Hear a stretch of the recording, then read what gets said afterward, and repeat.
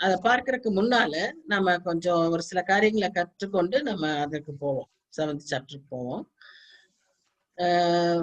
நம்ம இன்னும் கொஞ்சம் நல்லா விளங்கி கொள்றதுக்கு இது ஒரு சின்ன ஒரு ட்ரிபுலேஷன் மேப். இதுல நம்ம பார்க்கும்போது முக்கியமான சில காரியங்களை நம்ம பார்க்கிறோம். அதாவது ஒரு search age, it starts with search age. அந்த சர்ச் ஏஜ் நம்ம முதல்லயே நம்ம ஒரு டைம் லைன்ல பார்த்திருக்கோம். அதாவது சபை இந்த பூமியில இருக்கக்கூடிய நாட்கள். சபை எப்பொழுது உருவானது?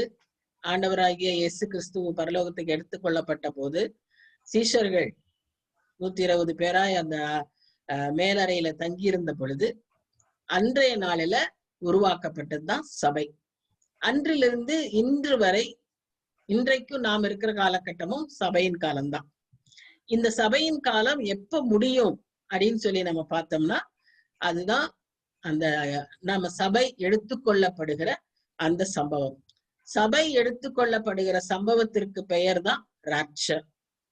அதற்கு ஈப்ரூ மொழியில, கிரேக்க மொழியில எல்லாம் வேற வேற வார்த்தைகள் உண்டு. ஹர்பாசோ, ராப்சரோ அப்படி எல்லாம் சொல்லக்கூடிய வார்த்தைகள். எல்லாவற்றுக்கும் ஒரே மீனிங், கேதரிங், சேர்த்துக்கொள்ளப்படுதல், எடுத்துக்கொள்ளப்படுதல் அப்படின்னு சொல்லி நம்ம பாக்குறோம். யோவான் 14ஆம் அதிகாரம் 3ஆம் வசனத்துல சொல்றாரு, நான் உங்களுக்கு எல்லாம் போய் ஒரு ஸ்தலத்தை ஏற்படுத்திட்டு ஆயத்தம் பண்ணி நான் திரும்பி வந்து உங்களை என்னோடு கூட சேர்த்து கொள்வேன் அப்படின்னு சொல்றாரு. சேர்த்து கொள்ளுகிற அந்த அனுபவம். இப்ப அதுக்கு அப்புறம் இருக்கக்கூடிய காலகட்டத்தை தான் நம்ம என்னன்னு சொல்லி பார்க்கிறோம்னா உபத்திரவ காலம். போன வாரத்திலேயே இந்த 6ஆம் அதிகாரத்தை எடுக்கிறதுக்கு முன்பாக தானியேல் புத்தகத்திலிருந்து 9ஆம் வசனத்துல 9ஆம் அதிகாரம் 24ல இருந்து 27 வசனங்கள்ல இந்த உபத்திரவ காலத்தினுடைய குறிப்புகளை நம்ம பார்த்தோம். எப்படி அது 70 வாரமாய் இருந்தது. அது 70 வருஷம். நான் திரும்பவும் சொல்றேன், 70 வருஷம், 70 வாரம், ஒரு வாரம், இப்படி எல்லாம் வரக்கூடிய காலங்கள் நம்முடைய காலகட்டத்திற்கு ஏற்ற விதமாய் நாம் அதை நினைக்க கூடாது. பரலோக calendar is different from earthly calendar. அதனால நாம இங்க பாக்குறது என்னன்னு சொன்னா, ஆண்டவராகிய இயேசு கிறிஸ்து பிறக்கிற வரைக்கும் எருசலேம் பாபிலோனியரால எருசலேம் கைப்பற்றப்பட்டு இயேசு கிறிஸ்து பிறக்கிற வரைக்கும் 7 வாரம் அப்படின்னு தானியேலுக்கு சொல்லப்பட்டிருக்கு. அதற்கு பின்பு இயேசு கிறிஸ்து இந்த உலகத்துல வாழ்ந்து மரிக்கும் வரைக்கும் 62 வாரங்கள். சோ இயேசு கிறிஸ்து சிலுவையில மரிக்கும் போது 69 வாரம் முடிந்து வருது. அந்த 69 வாரத்துக்கு அப்புறம் இருக்கக்கூடிய ஒரு வாரம் தான் இந்த காலகட்டம். இப்ப நாம வாழ்ந்து கொண்டிருக்கிற இந்த காலகட்டம். இந்த ஒரு வாரம் which is 7 days, அதைத்தான் என்ன சொல்றாங்கன்னா 7 வருஷமாகவும் அதை கணக்கிடுறாங்க. 7 வருஷம் அப்படிங்கிற இந்த காலகட்டத்தை துன்ப காலம்னு சொல்றாங்க, உபத்திரவ காலம்னு சொல்றாங்க. இன்னும் யாக்கோபின் இடுக்கமான காலங்கள், the time of Jacob's trouble அப்படின்னு எல்லாம் சொல்றாங்க.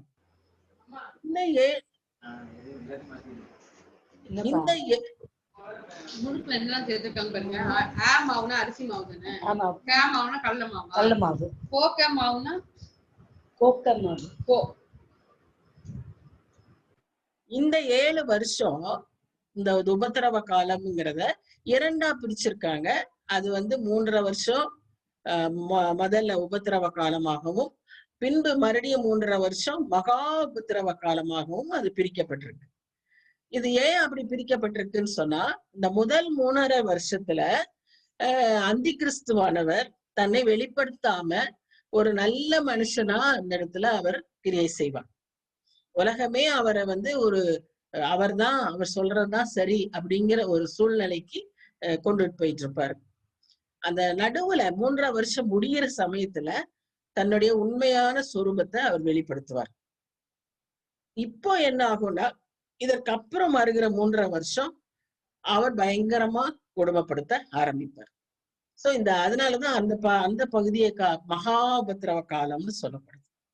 இந்த உபத்திரவ காலம் மறுபடியும் ஏன் இது உபத்திரவ காலம், துன்ப காலம் அப்படின்னு சொன்னா, இந்த சமயத்துல 2 விதமான துன்பங்கள் உண்டு. ஒன்று தேவ கோபாக்கினை ஊற்றப்படுகிற நாட்கள். அதே சமயத்துல அந்தி கிறிஸ்துவும் தன்னுடைய செயல்பாடுகளை செய்கிற நாட்கள். இப்ப இரண்டிற்கும் இங்க இந்த காலகட்டத்துல வாழக்கூடிய பூமியில வாழக்கூடிய மனுஷர்கள் கஷ்டப்படுவாங்க. அதனாலதான் இது துன்ப காலம் அப்படின்னு இது சொல்லப்படுது. சரியா? இந்த துன்ப காலம் ஏன் ரொம்ப அவசியம் அப்படின்னு சொன்னா, இஸ்ரேல் ஜனங்கள் உண்மையான மேசியாவை கண்டு கொள்வதற்கும், சபை மக்கள் கைவிடப்பட்டவங்க, சபையார் மக்கள் நாம ஏன் இப்ப படிக்கிறோம் அதை பற்றினா, சபை உணர்த்தப்படவும் ஆயத்தமாக்கப்படவும் ராப்சர்ல எடுத்துக்கொள்ளப்படணும், அதுக்காக ஆயத்தமாக்கணும். இப்படிப்பட்ட பயங்கரம் இருக்கு, அதற்காக நாம் ஆயத்தப்படணும். அந்த நாட்கள்ல வாழ்கிற சபை, கைவிடப்பட்ட சபை உணர்ந்து தங்களை மறுபடியுமாய் அர்ப்பணிக்கிறதற்காகவும், மூன்றாவதாக ஆண்டவருடைய ராஜ்யத்தை இங்க கொண்டு வந்து நிலைநிறுத்தத்தக்கதாகவும், அந்த 3 காரியங்களுக்காக தான் இந்த துன்ப காலம் அவசியமா இருக்கிறது. இந்த விதமான நியாய தீர்ப்புகள், 3 விதமான நியாய தீர்ப்புகள் இந்த துன்ப நாட்கள்ல ஆண்டவர் செய்வார். என்னென்ன விதமான நியாய தீர்ப்புகள்? முத்திரை நியாய தீர்ப்பு, எக்கால நியாய தீர்ப்பு, கலச நியாய தீர்ப்பு. 7 முத்திரைகள், 7 எக்காலங்கள், 7 கலசங்கள். இது முடிகிற சமயத்துலதான் அர்மகதான் யுத்தம், அதற்கு பின்பு 1000 வருஷ அரசாட்சி, அதற்கு பின்பு சந்தோஷமான நித்தியமான ஆண்டவருடைய பிரசனத்துல வாழ்கிற புதிய எருசலேம், புதிய பூமி.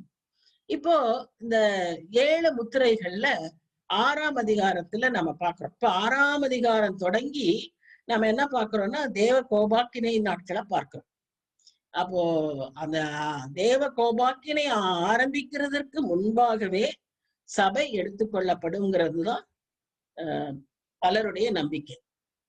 இதுல ஒரு சிலர் என்ன சொல்றாங்கன்னா, 6ஆம் முத்திரை முடிந்து அந்த காலத்துல சபை எடுத்துக்கொள்ளப்படும். சபை முத்திரை உடைக்கிறதுக்கு முன்பாக எடுத்துக்கொள்ளப்படாது, 6 முத்திரை உடைச்ச பிறகு எடுத்துக்கொள்ளப்படும் அப்படின்னு சிலர் நம்புறாங்க. ஒரு சிலர் என்ன சொல்றாங்க, இந்த நடுவுல 3.5 years முடிஞ்சு ஒரு நடுவுல இருக்கு இல்லையா, அதுக்கு பேர் தான் mid tribulation, middle of the tribulation, அப்போ ஒரு ராப்சர்ங்கிறாங்க. இன்னும் சிலர் என்ன சொல்றாங்க, இந்த உபத்திரவ காலத்துல எல்லாம் சபை இருக்கும், அது முடிஞ்ச பிறகு தேவன் எடுத்துக்கொள்வார். ஆனா 90% of the people believe that the rapture would be before the tribulation time. ஏன்னா கர்த்தர் தன் மக்களை, சபைய உபத்திரவத்திற்கு தப்புவிப்பார் அப்படிங்கிறதுதான் மக்களுடைய நம்பிக்கை. 90% believe like this. அதனால ராப்சர் ட்ரிபுலேஷன் டைமுக்கு முன்பாக இருக்கும் என்பதுதான் எல்லாருடைய கணிப்பு. சரி, இந்த இப்படிப்பட்ட ஒரு இதுதான் நம்ம 6ஆம் அதிகாரத்தை முடிக்கிறோம். நீங்க நல்லா ஞாபகப்படுத்தி பார்த்தீங்கன்னா, 6ஆம் அதிகார கடைசி வசனத்தை பார்த்தாலும் கூட நீங்க பார்ப்பீங்க, கர்த்தருடைய கோபாக்கினையின் நாள் வந்துட்டு யார் அதுல நிலைநிறுத்த அப்படிங்கிற ஒரு கேள்வியோட 6ஆம் அதிகாரம் முடியும். 6ஆம் அதிகாரம் முடியும் போது 6ஆம் முத்திரை உடைக்கப்பட்டிருக்கும். முதல் 4 முத்திரைகள் உடைக்கப்படும் போது 4 குதிரைகள் வந்தது. அதன் திரும்பவும் சொல்றேன், குதிரைகள்னா குதிரைகளே வராது, குதிரைகள் என்கிற ஒரு சம்பவங்கள். அது அந்தி கிறிஸ்து வெளிப்படுகிற சம்பவம், பட்டினி பட்டயம் வரக்கூடிய சம்பவம், கொள்ளை நோய்கள், துஷ்ட மிருகங்கள், அதனால ஏற்படக்கூடிய சாவின் சம்பவங்கள். இந்த 4 காரியங்களும் சம்பவங்களாய் நடக்கும். அது குதிரைகளாய் அவர் தரிசனத்துல பாக்குறாரு. 5ஆவதா அவர் பாக்குறது என்னன்னா, ரத்த சாட்சிகள் பலிபீடத்திற்கு கீழே இருந்து கூக்குரல் இடுகிறத பார்க்கிறார். 6ஆவதா இயற்கையில ஒரு பெரிய மாற்றத்தை அவர் பார்க்கிறார். இயற்கையில ஒரு பெரிய பூமி அதிர்ச்சி முதல்ல ஏற்படும், அப்புறம் சூரியன் சந்திரன் எல்லாம் மாற்றம் ஏற்படும். அவிதமான ஒரு பயங்கரமான மாற்றத்தை இயற்கையில அவர் பார்க்கிறார். இப்படி இதையெல்லாம் பார்க்கிறப்பதான் ஜனங்கள் எல்லாரும் பயந்து, மலைகளே எங்கள் மேல விழுங்க, கற்களே எங்கள் மேல குவிங்கன்னு சொல்லி கூக்குரல் இடுகிறத அந்த 6ஆம் அதிகாரம் கடைசி வசனங்கள்ல பார்க்கணும். இது முடிந்த உடனே என்ன நடக்குது, யார் நிலை நிற்கக்கூடும் அப்படிங்கிற கேள்வி வருது.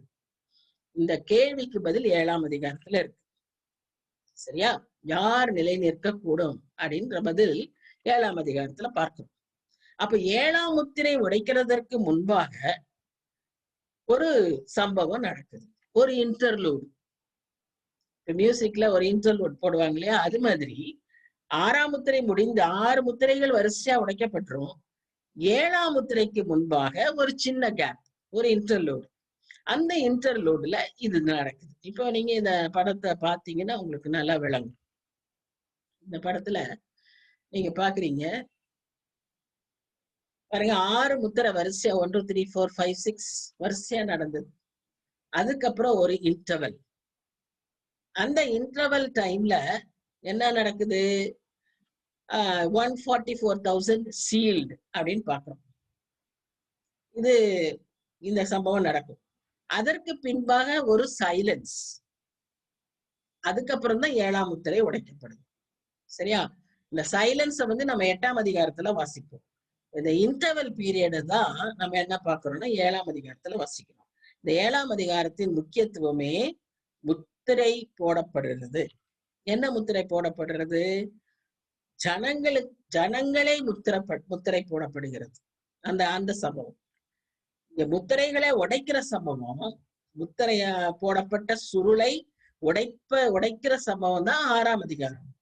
7ஆம் அதிகாரம் ஜனங்களை முத்திரிக்கிறது. அந்த சம்பவம் தான் 7ஆம் அதிகாரத்துல முக்கியமா நடக்கிறது. சரி, இது நம்ம பார்க்கலாம். இப்போ 7ஆம் அதிகாரம் 1ஆம் வசனம். இந்த 1ஆம் வசனத்திலேயே ஒரு சில குறிப்புகளை நம்ம முக்கியமா பார்க்கணும். என்னன்னு சொன்னா, முதல் வசனம் என்ன? இவைகளுக்கு பின்பு. எவைகளுக்கு பின்பு?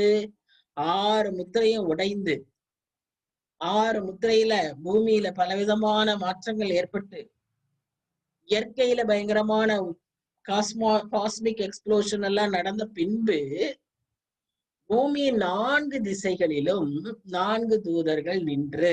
இப்ப 4 திசை அப்படின்னும் போது நமக்கு தெரியும் நல்லா, நார்த்து, சவுத்து, ஈஸ்ட், வெஸ்ட்னு. இந்த பூமியில நார்த், ஈஸ்ட், வெஸ்ட் எல்லாம் எப்படி தெரியும்னா, இந்த காற்றின் மூலமாகத்தான், அந்த வீசுகிற காற்றை வைத்துதான் 4 திசைகளே அன்றைய நாட்கள்ல குறிக்கப்பட்டிருக்கு. அது ஒவ்வொன்றுக்கும் ஒரு காற்றுக்கும் ஒரு ஏஞ்சல், ஒரு தூதர் வந்து அதற்கு அதிகாரம் கொண்டவர். ஒவ்வொரு காற்றின் மேலும் ஒரு தூதருக்கு அதிகாரம் கொடுக்கப்பட்டிருக்கு. இப்போ 4 திசைகளில 4 தூதர்கள் நின்று பூமியின் மேலாவது, சமுத்திரத்தின் மேலாவது, ஒரு மரத்தின் மேலாவது. எவ்வளவு தெளிவா கொடுத்திருக்காங்க பாருங்க. Not even on a single tree. காற்று அடியாதபடிக்கு பூமியின் 4 காற்றுகளையும் பிடித்திருக்க கண்டேன். இந்த காற்றுன்னு சொல்லும் போது, காற்றுனாலே தேவ கோபாக்கினைக்கு ஒப்பிடப்பட்டு சொல்லியிருக்கு. பல வசனங்கள் உண்டு, நம்ம பின்னால பார்ப்போம். So the wind denotes the wrath of God. ஆனா இதுல ஒரு முக்கியமான ஒரு சந்தோஷமான விஷயம் என்னன்னு சொன்னா, God will not allow judgment to unleash until his children are sealed or saved. பாருங்க, தேவன் he is a righteous God. நீதியுள்ள தேவன், ஜஸ்டிஸ், தண்டிக்கிறவர், நியாய தீர்ப்பு கட்டாயம் உண்டு. அதே சமயத்துல தன் பிள்ளைகளை காத்து கொள்வதிலும் அவர் மிகவும் உண்மை உள்ளவராயிருக்கிறார். முதல்ல தன் ஜனங்களை காத்து கொள்ளுங்க, அதுக்கப்புறம் தான் இதை செய்யணுங்கிறதுல அவர் ரொம்ப கரெக்டா இருக்கிறத நம்ம பாக்குறோம். இப்ப பாருங்க, இந்த வசனத்துல என்ன பாக்குறோம்னா, 4 காற்றுகளையும் ஒருத்தர் அவங்க பிடிச்சிருக்காங்க. அவங்க கையை திறந்தா காற்று வீசப்படும். காற்று வீசப்படுங்கிறது எதுக்கு அடையாளம்? காத்து வராது, காற்றே வராது, தேவ கோபாக்கினை வரக்கூடிய காரியத்துக்கு அடையாளம். சரியா? அப்ப இங்க பாருங்க,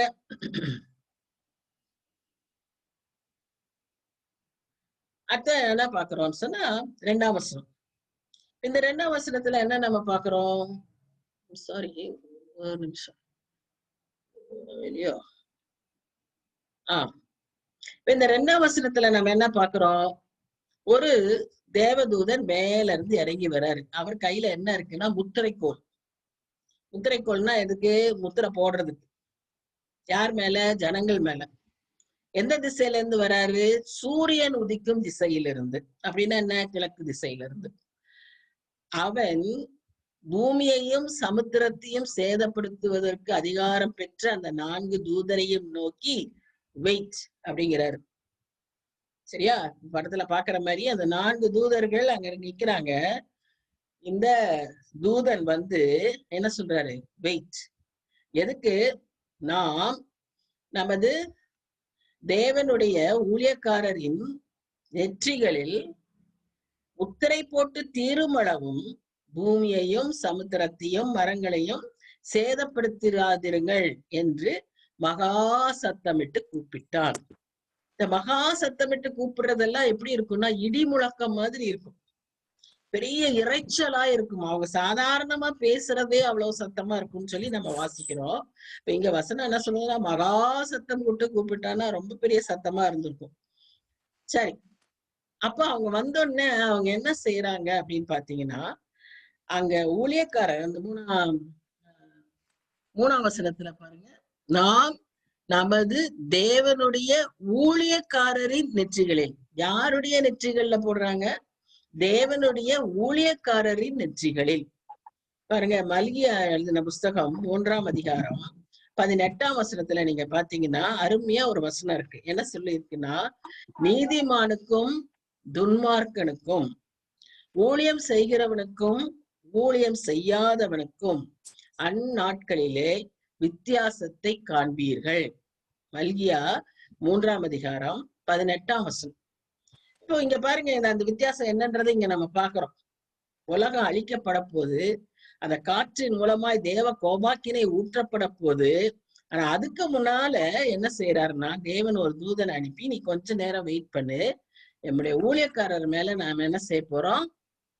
முத்திரை போட போறோம் அப்படின்னு அங்க சொல்றாரு. சரி, இந்த இடத்துல அப்படி முத்திரை போடுறத வந்து யாரை குறித்து சொல்றாருன்னா, நம்ம நல்லா ஞாபகம் வச்சுக்கணும். இந்த காரியங்களுக்கு முன்பாக சபை எடுத்துக்கொள்ளப்பட்டாயிற்று. அப்ப இங்க யார் இருப்பா? கைவிடப்பட்டவர்களும் எடுத்துக்கொள்ளப்படுதல்ல விட்டு போன கைவிடப்பட்ட சபையும் யூதர்களும் இங்க இருப்பாங்க. ஏன்னா முதல் ராப்சர்ல யூதர்கள் போக மாட்டாங்க. ஏன்னா யூதர்கள் இன்றைய வரைக்கும் என்ன நம்புறாங்க? மேசியா இனிமே வருவாரு. they don't believe in Christ. அந்த நாட்டுலதான் எல்லா சம்பவமும் நடந்தது. இயேசு கிறிஸ்து அங்கதான் தன் ஜீவனை கொடுத்தாரு. நாம இங்க இருக்கிறோம் இந்தியாவுல, நாம அவரை நம்பி நாம விசுவாசிக்கிறோம். ஆனா அங்க இருக்கிற மக்கள் இன்ன வரைக்கும் தலைமுறையா they don't believe. They're still waiting for the Messiah. அங்க இருக்கிற தங்க யூதர்கள்ல ஒரு சிலர் ஆண்டவரை ஏற்றுக்கொள்ளுவாங்க. இந்த சமயத்துல அவர்களுடைய நெற்றியில என்ன போடப்படும்? அடையாளம் போடப்படும். அவர்களை தப்பு வைக்கிறதுக்காக அந்த அடையாளம் போடப்படும். இந்த அடையாளம் எப்படிப்பட்டதா இருக்குன்னு சொன்னா, ஹீப்ரு வார்த்தையில டவ் அப்படிங்கிற வார்த்தை அந்த லெட்டர் அங்க போட்டிருக்கு. இது மாடர்ன் ஹீப்ரு. ஆனா எசேக்கியேல் காலத்திலேயே இருக்கு இந்த சம்பவம். எசேக்கியேல் தன்னுடைய தீர்க்க தரிசனத்திலே பார்த்திருக்கிறாரு. திரும்பவும் இதுல நீங்க ஒண்ணு விளங்கி கொள்ளணும். என்னன்னு சொன்னா, இப்ப நம்ம இந்த சொல்றோம், ஆனா அது எசேக்கியேல் காலத்திலேயே நடந்துருச்சே, அப்ப இப்ப படிக்கிறது என்ன அப்படின்னு நீங்க யோசிக்க போகக்கூடிய வாய்ப்புகள் உண்டு. இதுக்குதான் ஒரு விதமான மெத்தட் இருக்கு. அது என்ன பேருன்னு சொன்னா ப்ராஃபட்டிக் டெலஸ்கோப்பிங் அப்படிங்கிற ஒரு மெத்தட். What is it? இப்போ நீங்க ஒரு சுருள் வச்சுக்கோங்களேன். இந்த பிலிம் ரோல் எல்லாம் பழைய காலத்துல கேமரால பிலிம் ரோல்னு ஒண்ணு இருக்கும். அந்த பிலிம் ரோலை இப்படி பிடிச்சி இழுத்தீங்கன்னா வச்சுக்கோங்க, அப்படியே நீட்டமா வரும். The entire thing has photographs of a family. The first photograph will be there and the final photograph will be in the last part of the roll. இதை எப்படியே நீங்க ஒண்ணுக்குள்ள ஒண்ணு வச்சுக்கலாம். This is a roll of the family, the picture of the family அப்படின்னு நம்ம சொல்லிக்கலாம். இது நீங்க ஒன்னா பிரிச்சு ஒரு தனியாவும் ஒன்னொன்னும் தனித்தனியாவும் நம்ம பார்க்கலாம். ஒரு தனித்தனி சம்பவமாவும் இருக்கலாம். அப்போ அதே மாதிரிதான் இங்கேயும் இந்த prophecy gets fulfilled at different times. Some prophecies are fulfilled in Ezekiel's time. Some prophecies of Daniel gets fulfilled in his time. But the rest of the prophecy gets fulfilled later on, after John's time. அதே காரியத்தை திரும்பவும் யோவான் பார்க்கிறாரு. யோவான் பார்த்தது இன்னும் அவர் எப்படி பார்க்கிறாரு? இனி வரும் காலங்களில் நடக்கக்கூடிய அப்படின்னு பார்க்கிறாரு. அப்ப இன்னும் நாம காலங்களும் தாண்டி, யோவான் காலம் தாண்டி, நம்ம காலம் தாண்டி இனிமே நடக்கக்கூடிய ஒரு காலம் அது, வருங்காலம். சரியா? இதனால இதுக்கு கொஞ்சம் நல்ல மைண்ட் கிளியரா இருந்தாதான் நம்ம விளங்கிக்க முடியும்.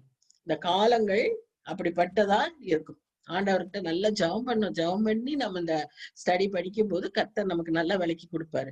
அப்போ அன்னைக்கு எசேக்கியேல் காலத்துல இருந்த அந்த ஹீப்ரு லெட்டர் தாவுக்கு அடையாளம் எப்படி இருந்துச்சுன்னா கிராஸ் மாதிரி இருந்துச்சு. Cross is equal to Christ, Christus. So நம்முடைய நெற்றியில, யூதர்களுடைய நெற்றியில அன்றைய நாட்கள்ல கிராஸ் போடப்படும். நம்ம நெற்றியில ஏன் பொட்டு வைக்க கூடாது? இதுதான், நம்முடைய நெற்றியில பிதாவின் நாமம் எழுதப்படும். வெளிப்படுத்தல் விசேஷம் 14ஆம் அதிகாரம் 1ஆம் வசனத்துல பாத்தீங்கன்னா பிதாவின் நாமம் எழுதப்படும் இருக்கும். பின்னால 22ஆம் அதிகாரத்துல பாத்தீங்கன்னா புதிய நாமம் எழுதப்படும். பிதாவின் நாமம், ஆட்டுக்குட்டியானவரின் நாமம். சோ இந்த place is meant for all that. இங்க வேற எதுவும் வைக்க கூடாது. சரி, இந்த இடத்துல என்ன பாக்குறோம்? Cross sealed. இப்ப இந்த சம்பவம் எங்க இருக்கு? எசேக்கியேல் தீர்க்கதரிசன புத்தகம் 9ஆம் அதிகாரம் 4-6 வசனங்கள்ல நாம இதை பார்க்கிறோம். 4ஆம் வசனத்தை வாசிக்கும் போது கர்த்தர் அவனை நோக்கி, நீ எருசலேம் நகரம் எங்கும் உருவ போய், யார் சொல்றது? கர்த்தர். யார்கிட்ட சொல்றாரு? சங்கார தூதன்ட்ட. அதற்குள்ளே செய்யப்படுகிற சகல அருவருப்புகளின் நிமித்தமும் பெருமூச்சுட்டு அழுகிற மனுஷரின் நெற்றியில் அடையாளம் போடு. இப்போ இங்க நம்ம வெளிப்படுத்தல் விசேஷத்துல என்ன வாசிச்சோம்? நாம் நமது தேவனுடைய ஊழியக்காரரின் நெற்றிகளில் முத்திரை போடப்படும். ஊழியக்காரர்னு சொல்லப்படக்கூடிய, வெளிப்படுத்தல் விசேஷத்துல சொல்லப்படக்கூடிய ஊழியக்காரர் யாரு? அவர்களுடைய ஒரு வேலை என்ன அப்படின்னு பாத்தீங்கன்னா, இங்க எசேக்கியேல் 4ஆம் அதிகாரத்துல வாசிக்கிறோம், நகரமெங்கும் உருவ போய் அதற்குள்ளே செய்யப்படுகிற சகல அருவருப்புகளின் நிமித்தம் பெருமூச்சு விட்டு அழுகிற மனுஷரின் நெற்றிகளில் அடையாளம். நீங்க நடக்கிற, சுற்றி நடக்கிற காரியங்களை குறித்து நம்ம சந்தோஷமா அப்படியாமே இப்படியாமே அப்படி இப்படின்னு காசிப்பிங், ஸ்லாண்டரிங், இந்த விதமான காரியங்கள் நியூஸ் மாதிரி கேட்டுட்டு நமக்கே பாதிக்க வராத வரைக்கும் சந்தோஷமா காரியங்களை பேசிக்கிட்டு இருக்கக்கூடியவர்கள் ஊழியக்காரர்கள் அல்ல. இப்படிப்பட்ட காரியங்கள் சுற்றி சுற்றி நடக்கிறத பார்த்து அழுகணும், பெருமூச்சு விட்டு அழுகணும், ஆண்டவர்கிட்ட ஜெபிக்கணும், அவர்களுக்காக ஜெபிக்கணும், இந்த உலகத்துக்காக ஜெபிக்கணும், தேசத்துக்காக ஜெபிக்கணும். அப்படிப்பட்ட மக்கள் மத்தியில பாருங்க, அதுக்கு நாம இங்க ஜெபிக்கிறோமே, எங்கேயோ நடக்குது, நான் இங்க ஜெபிக்கிறேன், இதுல என்ன பெரிய வித்தியாசம்? You see the difference here. அவங்க நெற்றியில அடையாளம் போடு. அப்போ அவர் என்ன சொல்றாரு? பின்பு அவர் என் காதுகள் கேட்க மற்றவர்களை நோக்கி, நீங்கள் இவன் பின்னாலே நகரமெங்கும் உருவ போய் வெட்டுங்கள், உங்கள் கண் தப்ப விடாமலும் நீங்கள் இறங்காமலும். நீங்க அந்த சமயத்துல see the justice means justice. அங்க இரக்கமே இருக்காது. எவ்வளவுக்கு எவ்வளவு இரக்கமுள்ள தேவன், அவருடைய other side of the coin is, the other side of his character is, he is just. அவர் பார்க்கவே மாட்டார். நீ யாரா இருந்தாலும் சரி, நீ எப்படி அவருக்கு ஊழியம் செஞ்சிருந்தாலும் சரி, நீ அவருக்கு பிரியமாய் இருந்திருந்தாலும் சரி, அவருக்காக நீ பெரிய பெரிய காரியங்களை சாதிச்சிருந்தாலும் சரி, நீ செய்த தப்புக்கு உனக்கு என்ன இருக்கு? தண்டனை கட்டாயம் உண்டு. உன்னை மன்னிச்சிடலாம், ஆனா உன் தண்டனை நீ அனுபவிச்சே ஆகணும். இந்த இடத்துல என்ன நடக்குது? உருவ போய் வெட்டுங்கள், கண் தப்ப விடாமலும் நீங்கள் இறங்காமலும் முதியோரையும் வாலிபரையும் கன்னிகைகளையும் குழந்தைகளையும் ஸ்திரீகளையும் சங்கரித்து கொன்று போடுங்கள். அடையாளம் போடப்பட்டிருக்கிற ஒருவனையும் கிட்டாதிருங்கள். என் பரிசுத்த ஸ்தலத்திலே துவக்குங்கள். You see, the judgment starts from his own house, his own holy place. பரிசுத்த ஸ்தலத்துல துவக்குங்களா? அப்ப என்ன அர்த்தம்? பரிசுத்த ஸ்தலத்திலே என்ன இருக்கு? அசுத்தம் இருக்கு. அங்கிருந்து ஆரம்பி. நியாய தீர்ப்பு அவருடைய கர்த்தருடைய வீட்டிலிருந்து ஆரம்பிக்குது. பயங்கரமான செய்திகள். நம்ம எச்சரிக்கப்படுறோம், உணர்த்தப்படுறோம், அதற்கு கீழ்ப்படியவும் வேண்டும். அவர்கள் ஆலயத்துக்கு முன்னே இருந்து மூப்பரிடத்தில் துவக்கம் பண்ணினார்கள். மூப்பரிடத்துல துவக்கம் பண்ணினார்கள். யாரும் தப்பிக்க முடியாது. பாஸ்டர்ஸா இருக்கலாம், எல்டர்ஸா இருக்கலாம், பிசியா இருக்கலாம், whoever may be, அங்க இருந்து ஆரம்பிக்குது நியாய தீர்ப்பு. So we have to be very careful. சரி, இந்த முத்தரிக்கிறதுன்றது பார்க்கும்போது சீலிங், இந்த சீலிங் வந்து it refers to so many things. என்ன அப்படின்னு பார்த்தோம்னா, முதல்ல ownership. Ceiling refers to ownership. அப்படின்னா என்ன? இப்போ நிறைய நம்ம அதுக்கு அடையாளமா நம்ம சொல்லலாம். இப்போ வந்து டாக் பெல்ட்ல நம்ம அதுக்கு ஒரு லேபிள் போட்டு வைப்போம். நம்ம டாகுக்கு ஒரு அதுக்கு பெல்ட் போடுவோம் இல்லையா, நெக் டை போடுவோம், அதுல வந்து நம்ம ஒரு லேபிள் வச்சிருப்போம். அது ஒரு சீலிங், அது ஒரு விதமான சீலிங். இல்லைன்னா இப்ப ஹைவேஸ்ல எல்லாம் இப்ப நம்ம நாட்டுல பாத்தீங்கன்னா நிறைய மரங்கள் இருக்கும். அந்த மரங்கள்ல மஞ்சள், கருப்பு, வெள்ளை இதுல எல்லாம் ஒரு பெயிண்ட் அடிச்சு நம்பர் எழுதி இருக்கும். 35, 25 அப்படின்னு சொல்லி ஒரு நம்பர் எழுதப்பட்டிருக்கும். That is they all belong to the government. அது கவர்மெண்ட் ட்ரீஸ். யாரும் வெட்டக்கூடாது, வெட்டினா அவங்களுக்கு ஃபைன் உண்டு. அந்த மாதிரி. அப்புறம் சர்டன் ஏரியாஸ் அதெல்லாம் வந்து சீல்டு. இது வந்து பொதுவான இடம் அல்ல அப்படி சொல்லப்படும். So it refers to ownership. இப்ப இங்க நம்ம சில வசனங்களை பாக்குறோம். யோவான் 6ஆம் அதிகாரம் 27ஆம் வசனத்துல முதல்ல நம்ம என்ன பாக்குறோம்னா, மனுஷகுமாரனை பிதாவாகிய தேவன் முத்தரித்திருக்கிறார். முதல்ல யார முத்தரித்திருக்காரு? மனுஷகுமாரனை பிதாவாகிய தேவன் முத்தரித்திருக்கிறார். இது யோவான் 6ஆம் அதிகாரம் 27ஆம் வசனத்துல வாசிக்கிறோம். அடுத்ததா 2 கொரிந்தியர் 1:22 என்ன வாசிக்கிறேன்னா, அவர் மனுஷகுமாரன் நம்மை முத்திரித்து, நம்ம மனுஷராகிய நம்ம முத்திரித்து நம்முடைய இருதயங்களில் ஆவி என்னும் அச்சாரத்தை கொடுத்திருக்கிறார். அச்சாரம்னா ப்ரூஃப், ரெக்கார்ட்.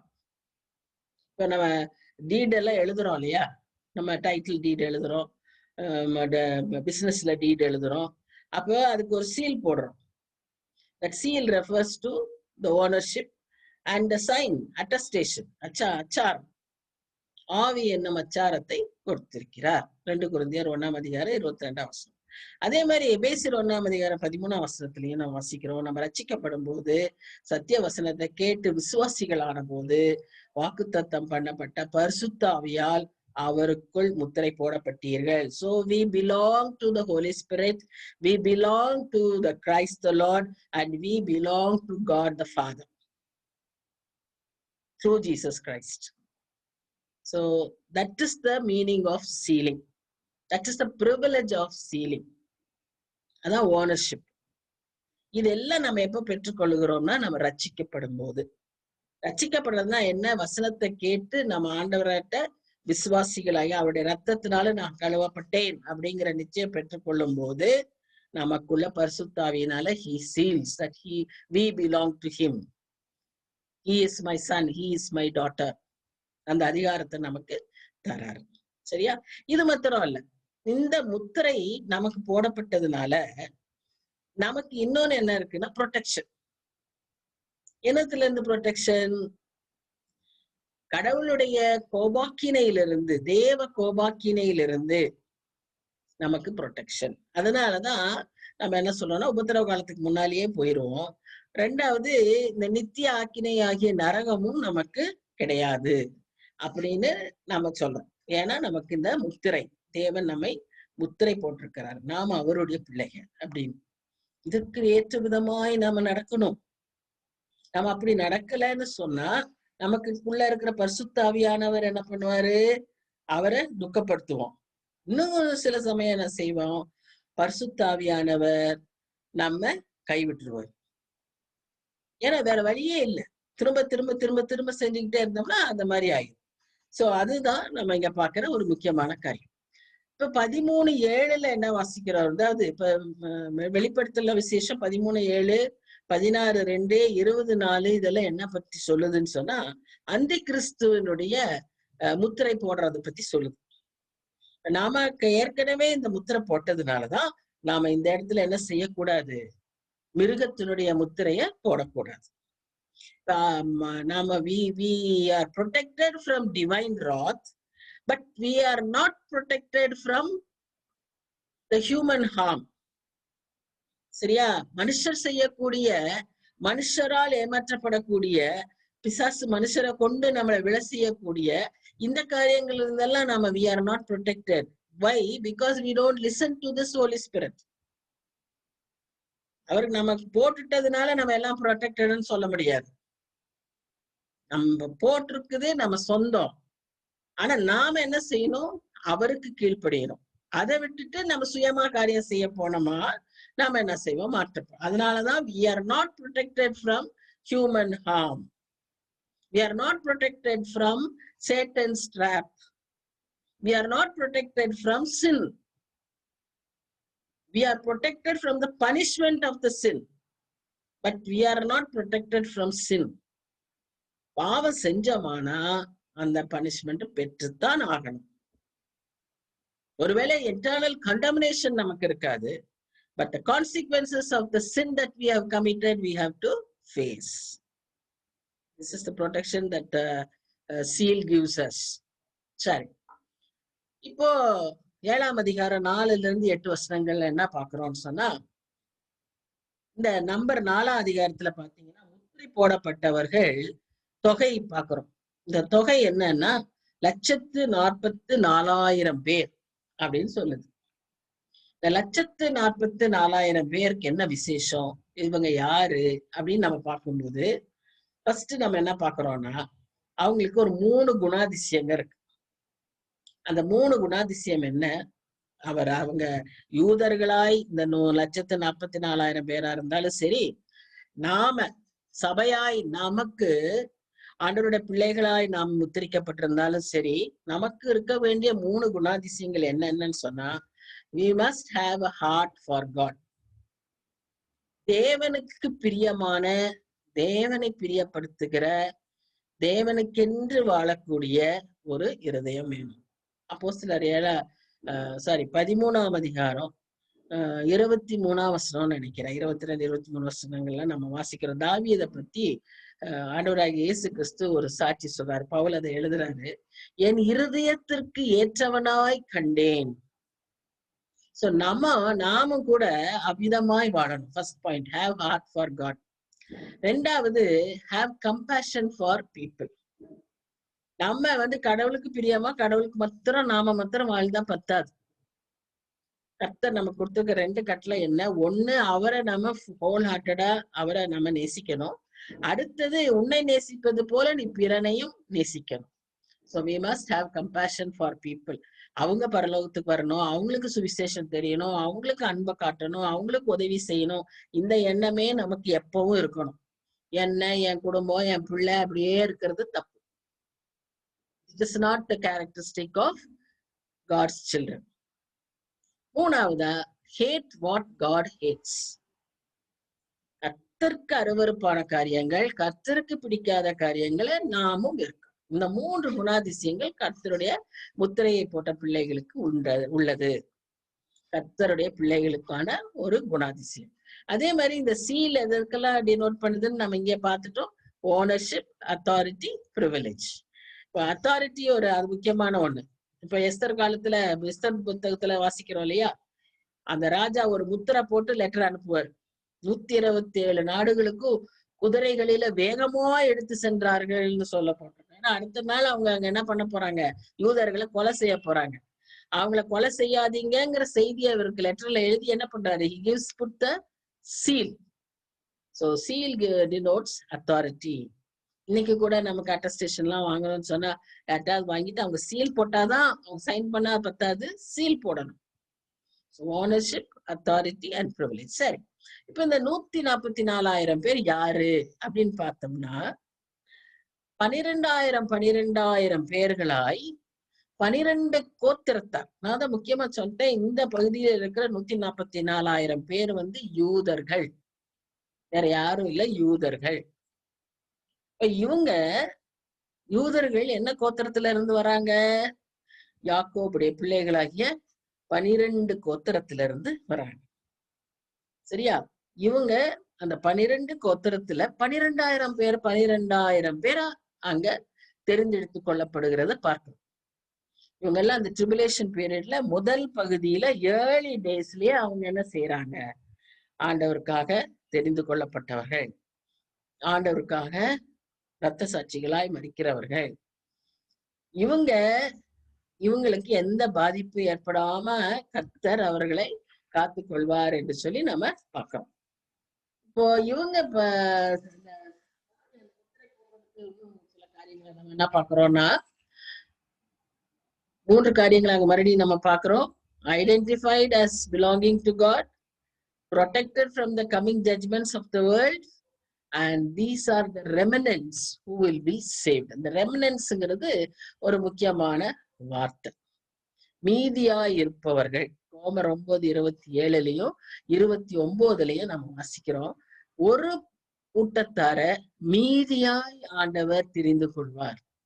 அந்த ஒரு கூட்டம், நிறைய பேர் அழிவுக்கு போவாங்க, ஆனா அந்த ஒரு கூட்டம் ஆண்டவர் தெரிந்து கொள்வார். அந்த தெரிந்து கொண்ட கூட்டம் தான் யாரு? 1,44,000 யூதர்கள். சரி, இந்த 1,44,000 எப்படி வந்ததுன்னு நம்ம பார்த்தோம். இங்க பாருங்க, அது ஏன் அந்த சமயத்துல நடக்குது, ஏன் அந்த யூதர்கள் தான் அவங்க அப்படின்னு நம்ம இங்க பாக்குறோம் பாருங்க. புறஜாதியாருடைய நிறைவு உண்டாகும் வரைக்கும் இஸ்ரவேலரில் ஒரு பங்குக்கு கடினமான மனதுண்டாயிருக்கும். அதுக்கப்புறம்தான் புறஜாதியார் எல்லாம் நிறைவு. புறஜாதியாரியோட நிறைவு எப்பொழுது? ராப்சர்ல. புறஜாதியார்னா யார குறிக்குது? The church. The church which does not have Jews. யூதர் அல்லாத சபை, அதுதான் புறஜாதியார். இதோடைய நிறைவு அப்படின்னு அர்த்தம் என்ன? எடுத்துக்கொள்ளப்படுதல். அவங்க எடுத்துக்கொள்ளப்படுற வரைக்கும் இஸ்ரவேல் எப்படி இருக்குமா?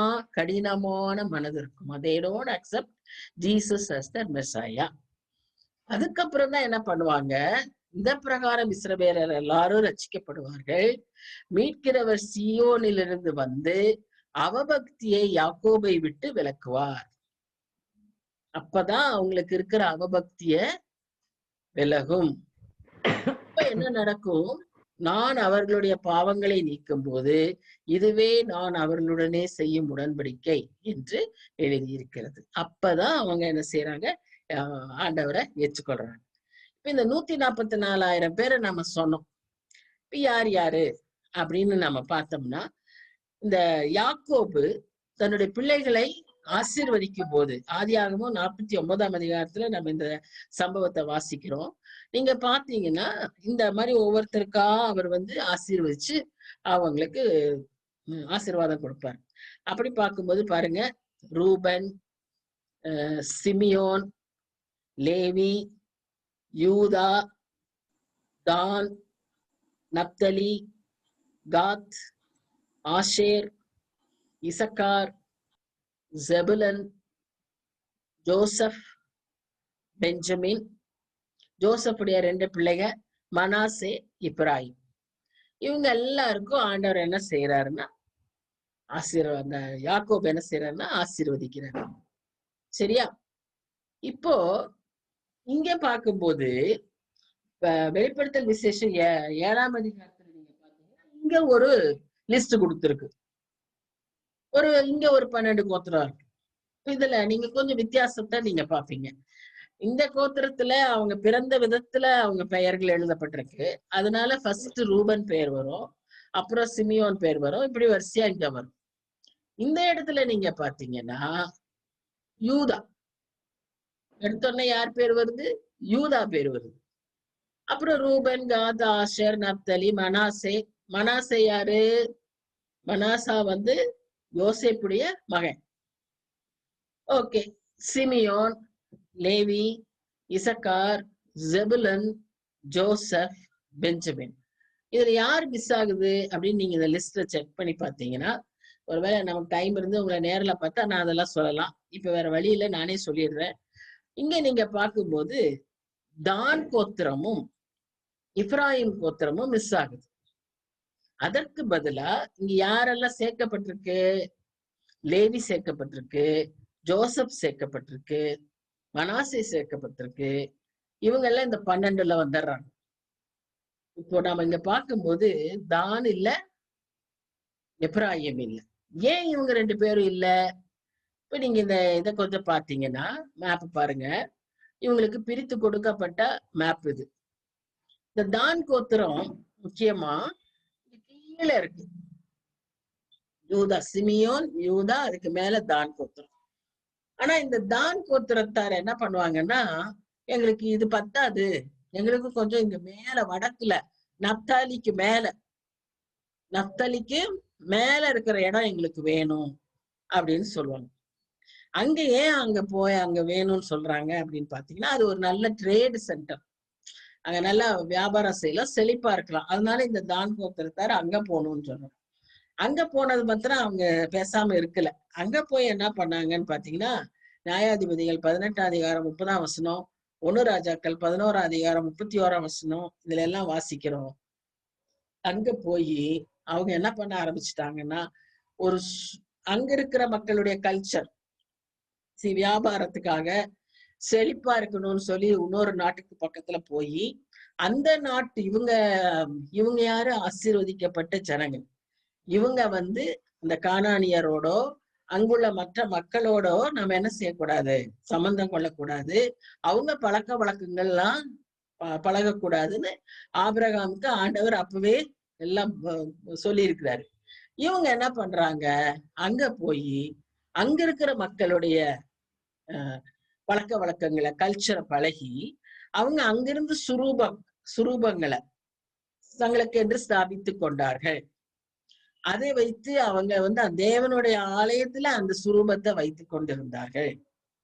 இப்படி அவங்க ஆசாரியராய் அந்த ஜனங்களுக்கு அவங்க அங்கிருந்து எல்லா கல்ச்சரையும் இஸ்ரேல்ல கொண்டு இஸ்ரவேல் ஜனங்களையும் பாழாக்குனாங்க. இதற்கு காரணமா இருந்தது யாரு? தான் புத்திரம். அதனாலேயே இங்க நீங்க என்ன பாக்குறீங்கன்னா, தட் இஸ் வை அந்த சீலிங்ல 3வது காரியம் என்னன்னா, ஹேட் வாட் காட் ஹேட்ஸ். கர்த்தர் தன்னுடைய மகிமையை யாருக்கும் கூடாது. விக்கிரகங்கள் அவருக்கு அருவருப்பானது. இன்னைக்கு நிறைய காம்ப்ரமைசஸ் இருக்கு. இதனால என்ன? அப்புறம் அவங்க இருக்கும், நமக்கு இருக்கிற ரிலேஷன்ஷிப் போயிரும். நாம இங்க ஒரே கம்யூனிட்டியா இருக்கிறோம், கேட்டட் கம்யூனிட்டியா இருக்கிறோம், நம்ம நேபர்ஸ் அப்படி இப்படின்னு இன்னைக்கு பல காம்ப்ரமைசஸ் இருக்கு. Remember, if you are God's child, you have to hate what God hates. இந்த குரூப் இந்த மாதிரி இந்த சொரூபத்தை செய்து கொண்டு தங்களுக்கு ஸ்தாபித்து கொண்டு அதை ஆசாரியராக இருந்து அதை ஆலயத்துல வைத்ததினால இங்கே முக்கியமான இந்த பரலோகத்துக்கு வரக்கூடிய கூட்டத்துல இந்த கூட்டம் இல்ல. அதே மாதிரி எப்ராஹிம் கோத்திரமும் யோசேப்பினுடைய மகன் தான். He has a very good family background. But what has happened? அவன் என்ன பண்ணிட்டான்? அந்த இடத்துல வசனம் சொல்றது பாருங்க, சங்கீதம் 78:67 யோசேப்பின் கூடாரத்தை புறக்கணித்தார். எப்ராஹிம் கூடாரத்தை தெரிந்து கொள்ளாமல் யூதா கோத்திரத்தையும் தமக்கு பிரியமான சியோன் பர்வதத்தையும் தெரிந்து கொண்டார். ஏன்? ஓசியா 4:17 வாசிக்கிறோம், எப்பிராயிம் விக்கிரகங்களோடு இணைந்திருக்கிறான், அவனை போக விடு.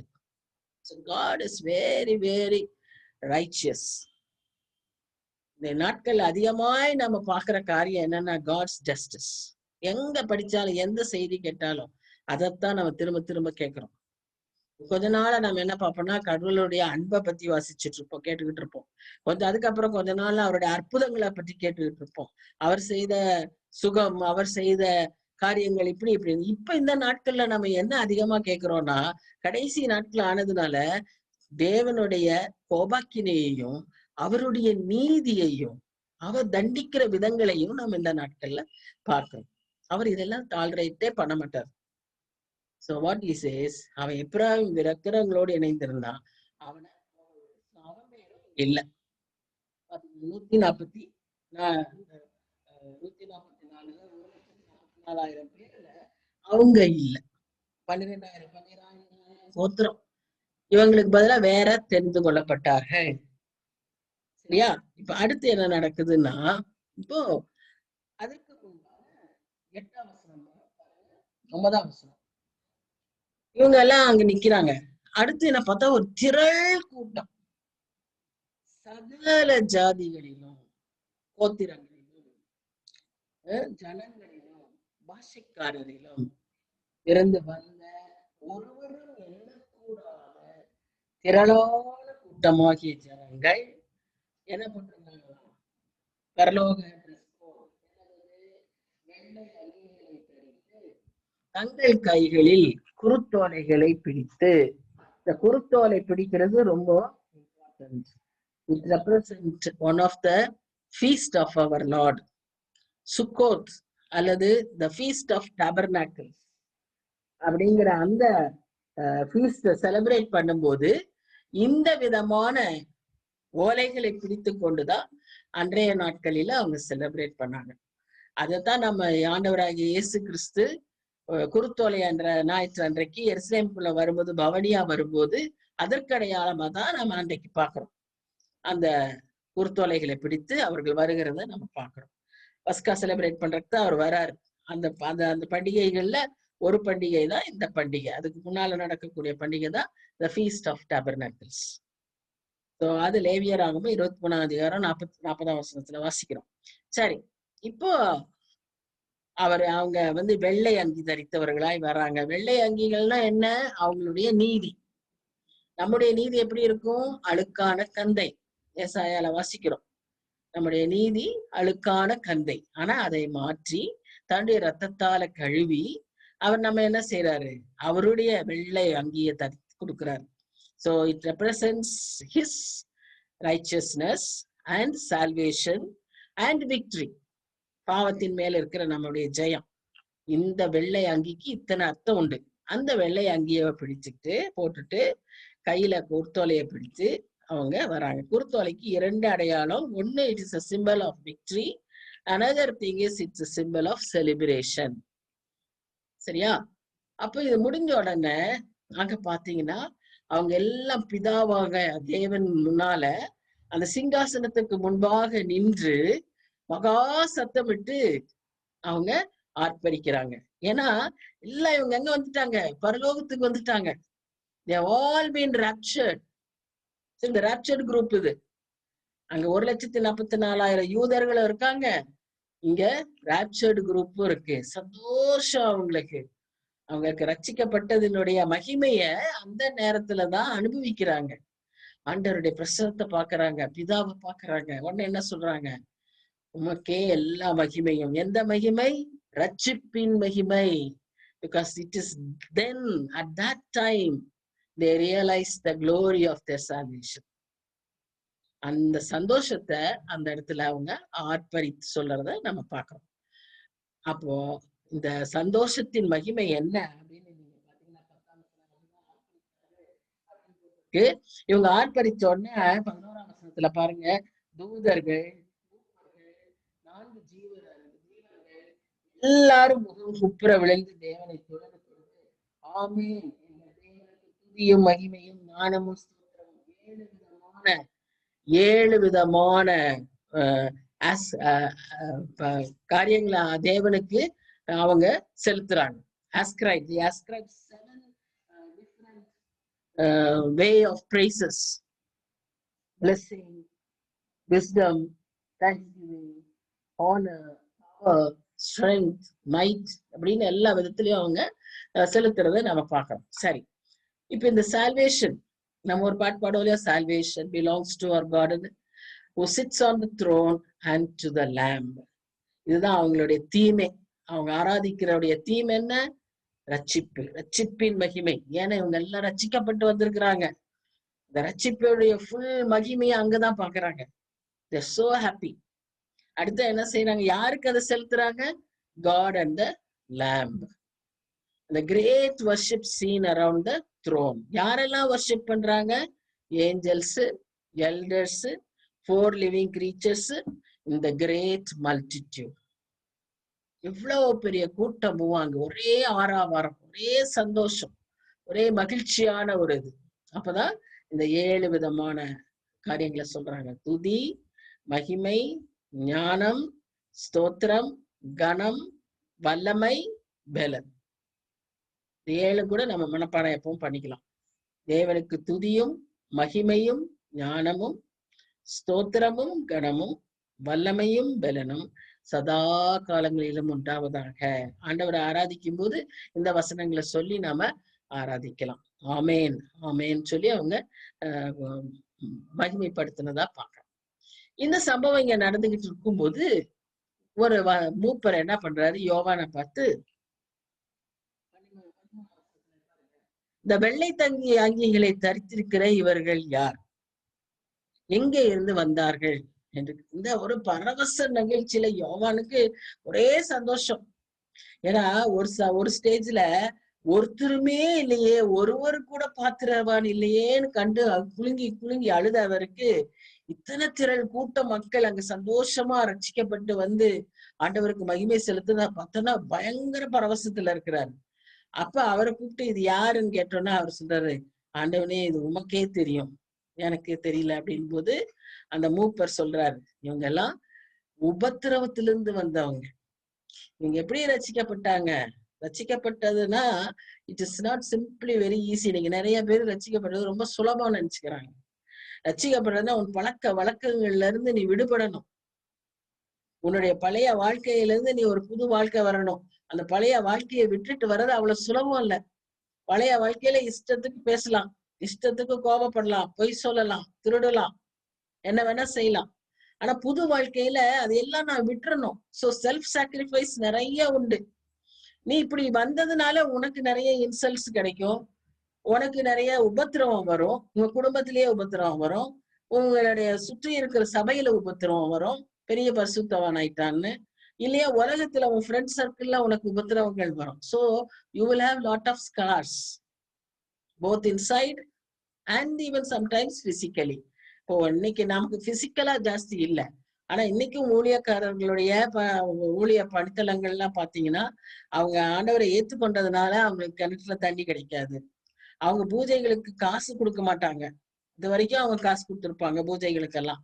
இப்ப அந்த கோயில பூஜைகளுக்கெல்லாம் காசு கொடுக்க மாட்டாங்க, பண்டிகைக்கு காசு தர மாட்டாங்க. அதனால அவங்க அத்தனை பேரும் அவங்க வெளியே வரும்போது அவங்க பிள்ளைகள் எல்லாம் அடிப்பாங்க. ஆனா அத்தனையும் தாங்கிட்டு அவங்க உண்மையா இருக்கிறதுனால நாங்க போய் பார்த்திருக்கோம், அந்த ஃபீல்ட்ஸ்ல பார்த்திருக்கோம். அவங்களுடைய வீடுகளுக்கு தைரியமா இந்த சூழ்நிலையில வீட்டுக்கு முன்னால நாங்க கிறிஸ்தவங்கன்னு அடையாளமா சிலுவை போட்டு வச்சிருக்காங்க. அவங்களுடைய வீடுகள்ல முன்னால அடையாளமா சிலுவை போட்டு வச்சிருக்காங்க. இன்னைக்கு நாம நம்ம வீட்டுல நம்ம பேரை மாத்திக்கிறதுக்கு நிறைய பேர் சர்டிபிகேட்ல மாத்துறது இல்லை. நிறைய பேருடைய சர்டிபிகேட்ல இன்னைக்கு என்ன இருக்கு, 2 பேர் இருக்கு. பட் அவங்க வெளிய சிலுவையில சிலுவை போட்டு வீட்டை அடையாளம் பண்ணி வச்சிருக்காங்க. அப்பேற்பட்டவங்கதான் அங்க நிக்கிறாங்க. உபத்திரவத்திலிருந்து வந்தவர்கள் இவர்கள் தங்கள் அங்கிகளை ஆட்டுக்குட்டியானவருடைய ரத்தத்திலே தோய்த்து விழுத்தவர்கள் ஆனபடியால் இவர்கள் தேவனுடைய அவங்களுக்கு அதனால என்ன பிளெஸிங்ஸ் பாருங்க, தேவனுடைய சிங்காசனத்திற்கு முன்பாக இருந்து இரவும் பகலும், அங்க இரவும் இல்லை பகலும் இல்லை, நமக்கு அண்டர்ஸ்டாண்டிங்காக அந்த வார்த்தை போட்டிருக்கு. But there is no night or day in the presence of God because He is the light.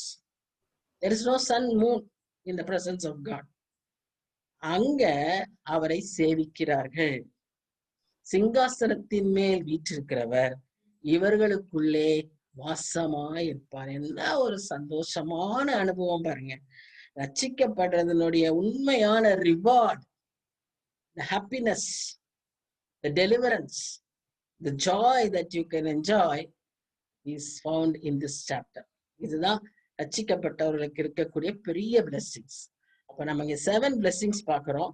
அது என்னன்னு நீங்க பார்த்தோம்னா, first perfect nearness, they are before the throne of God. இரண்டாவது perfect service, they serve him day and night. பரலோகத்திலையும் நீங்க ஆண்டவரை சேவிக்க முடியும். அதுக்கு நீங்க இந்த பூலோகத்துல அவரை சேவித்து பழகினாதான் நீங்க அங்க போய் பரலோகத்துல சேவிக்க முடியும். இந்த வாழ்க்கையில என்னெல்லாம் நம்ம செய்யறோமோ அதைத்தான் நாம பரலோகத்திலேயே செய்வோம். சோ இங்கேயே அவரை சேவிக்க பழகிக் கொள்வோம். பெர்ஃபெக்ட் ஃபெலோஷிப், அவரோடு கூட he who sits on the throne will dwell among them. The third blessing. Fourth blessing, அதுக்குள்ள அந்த வசனம் வருது, இவர்கள் இனி பசி அடைவதும் இல்லை, இனி தாகம் அடைவதும் இல்லை. அவங்களுக்கு பசியோ தாகமோ வெயிலோ உஷ்ணமோ எதுவுமே அவங்களுக்கு கிடையாது. அடுத்ததா ஆட்டுக்குட்டியானவரே, முதல்ல பிதாவுடைய பிரசன்ஸ பத்தி அந்த ஃபர்ஸ்ட் 4ல பார்த்தோம். இப்ப ஆட்டுக்குட்டியானவர் அதே சிங்காசனத்துலதான் ஆட்டுக்குட்டியானவர் இருக்காரு. See, you have to understand, சிங்காசனத்துலதான் பிதாவானவர் இருந்தாரு, அதே இடத்துலதான் மத்தியில் இருக்கிற ஆட்டுக்குட்டியானவர். So both the father and the son are the same. இதுதான் நமக்கு அங்க விளங்க செய்யாது. அப்போ ஆட்டுக்குட்டியானவர் அவர்களை மேய்த்து அவர்களை ஜீவ தண்ணீருள்ள ஊற்றுகள் அன்னைக்கு நடத்துவார். தேவன் தாமே அவர்களுடைய கண்ணீர் யாவையும் துடைப்பார். ஏன் இங்க வந்து அழுறாங்க? பரலோகத்துல எதுக்கு அவங்களுக்கு கண்ணீர் வருது? 2. 1, the joy, இந்த ரட்சிப்பின் மகிமையை கண்டு ஆனந்த கண்ணீர். நிறைய பேருக்கு வெற்றி, நிறைய பேருக்கு அவங்களுடைய ஸ்ட்ரகிளுடைய achievement, you get a reward here, you will cry. So அதை துடைக்கிறாரு. இன்னொன்னு என்னன்னா, அவங்களுடைய own people, sometimes their close ones, if they are not there, அதுக்காக கூட அவங்களுக்கு கண்ணீர் வரலாம். ஆனா அந்த கண்ணீர் ஆவையும் அவர் துடைப்பார். இனி நீ இதை பத்தி கவலைப்பட வேண்டாம். இந்த ஜீவ ஊற்றுக்காக ஒரு 2 வசனங்கள் என்னன்னு சொன்னா, என் ஜனங்கள், இறைமையா 2:13, 2 தீமைகளை செய்தார்கள். அதாவது என்ன சொல்றாரு? ஜீவ தண்ணீர் ஊற்றாகிய என்னை விட்டு விட்டார்கள். ஜீவ தண்ணீருக்குள்ள நடத்துவாருன்னு அங்க வாசிச்சோமா? எங்க அவர் நடத்துறாரு? தன்னண்டை நடத்துறாரு. ஏன்னா அவர் தான் ஜீவ தண்ணீர் ஊற்று. 2:13 என்ன வாசிக்கிறோம்? ஜீவ தண்ணீர் ஊற்றாகிய எண்ணெய் விட்டுட்டு வெடிப்புள்ள தொட்டிகளை தங்களுக்கு தெரிஞ்சு கொண்டாங்க அப்படின்னு அவர் வேதனையோட சொல்றத வாசிக்கிறோம். அதே மாதிரி இந்த சமாரியா ஸ்திரிக்கு சொல்றாரு, நான் கொடுக்கும் தண்ணீரை குடிக்கிறவனுக்கு ஒரு காலம் தாகம் வராது, அவனுக்கு கொடுக்கும் தண்ணீர் அவனுக்குள்ளே நித்திய ஜீவ காலமாய் ஊறுகிற நீர் ஊற்றாய் இருக்கும் என்றார். யோவான் 4:13-14. சோ ஜீவ தண்ணீரின் ஊற்று யாரு? நம்முடைய ஆண்டவர். அவர்களண்டை அவர் அப்படியே அவர்களை வழி நடத்துவாரு. சோ அங்க நாம பார்த்தது வந்து 3 ஆசீர்வாதங்களை பார்த்தோம். First the perfect presence. வேற என்ன பார்த்தோம்? perfect nearness, perfect service, perfect fellowship. இப்ப நம்ம என்ன பார்க்க போறோம்னா, அடுத்த 4 blessings. Perfect satisfaction. They shall neither hunger nor thirst. Perfect security. அவங்களுக்கு எந்த பாதிப்பும் இருக்காது, உஷ்ணமோ வெயிலோ எதுவும் இருக்காது. And perfect guidance by the Lamb. The midst of the throne will shepherd them and lead them to the fountains of the waters of life. And they will have perfect joy. God will wipe away every tear from their eyes. நம்ம அந்த மாதிரி அழுகிற மாதிரி இருக்கக்கூடிய சூழ்நிலை இருக்கக்கூடாது. நம்முடைய near once, dear once எல்லாமே நம்மோட கூட இருக்கிற மாதிரியான ஆனந்த கண்ணீர் மட்டுமே வரக்கூடிய விதமாய் நம்முடைய அனுபவம் அங்க இருக்கணும். So what we can look forward to, all these 7: perfect nearness, perfect service, perfect fellowship, perfect satisfaction, perfect security, perfect guidance, and perfect joy. So this is what we have. So what should we do? Luca 21:36.